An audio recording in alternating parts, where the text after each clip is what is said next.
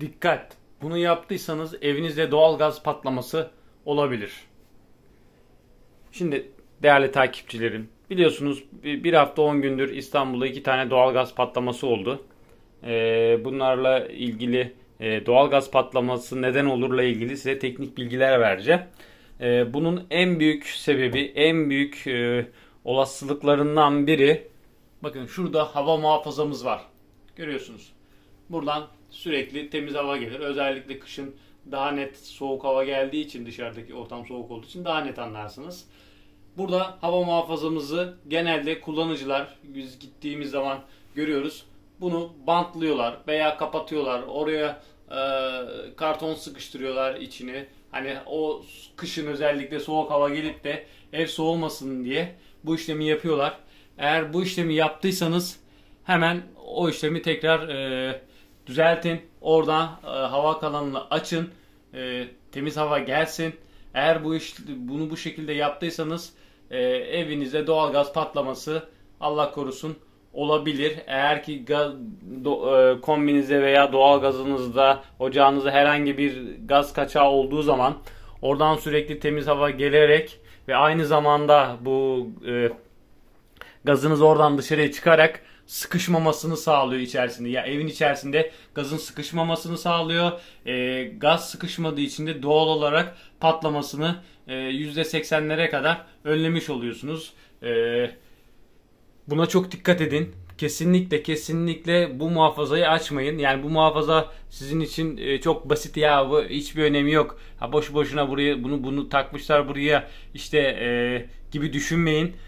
Özellikle hani ilk defa gazınızı açtığınız zaman dairede, ilk taşı çağırdığınız zaman gaz açılsın diye, ilk taşın gelip de kontrol ettiği en önemli kısım burasıdır.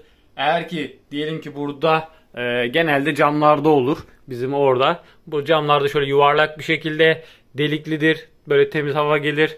Eğer ki o şekilde yoksa bu kesinlikle diyor ki önce onu açtırın, onu takın. Ondan sonra ben gazınızı açacağım. Yoksa gazınızı açmıyor. Yani o kadar kritik öneme sahip bir parça. Oradan sürekli temiz havanın gelmesi gerekiyor yani ki Allah korusun işte bir gaz kaçağı oldu, bir şey oldu. Oradan temiz hava girsin. Doğalgaz da oradan dışarıya çıksın. Dediğim gibi eğer orayı kapattıysanız hemen açın. Bir diğer sebep de şimdi ocağınızda diyelim ki şöyle bir gösterelim. Şimdi yeni nesil yaklaşık 10 yıldır üretilen ocaklarda sensörümüz var.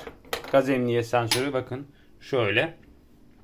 Cihazınız eski ise, yani şöyle, biri ateşleme bujimiz, biri de sensörümüz. Gaz emniyet sensörümüz. Şimdi bu gaz emniyet sensörümüz ne işe yarıyor? Onu hemen gösterelim. Şimdi bakın ocağımızı yakıyoruz. Yaktık. Şimdi çok kritik bir şey göstereceğim. Şimdi ocağımızı söndüreceğim ben kendi ağzımla. Farz edelim ki ocağınız eski. Üstüne yemek koydunuz ve yemek taştı. Bu şekilde söndürdü.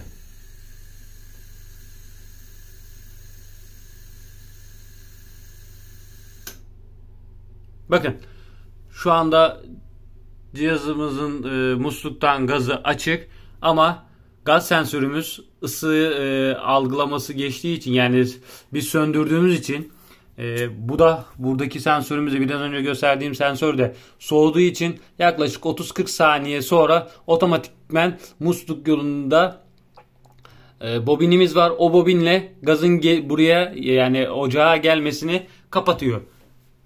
Ve bu şekilde herhangi bir taşma olduğu zaman otomatikman gazı kapatacağı için herhangi bir gaz dışarıya gelmiyor ve bu şekilde de hani gaz zehirlenmesine veya patlamasını engelliyor.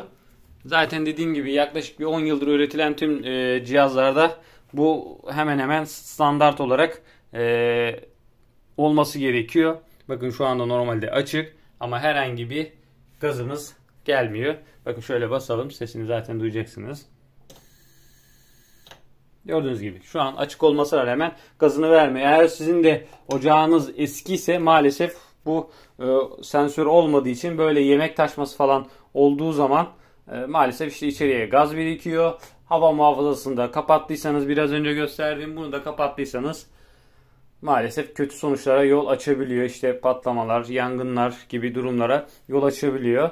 O zaman bir diğer sebeplerden biri de, şimdi bu flex hortumumuz yeni nesil bir flex hortumudur.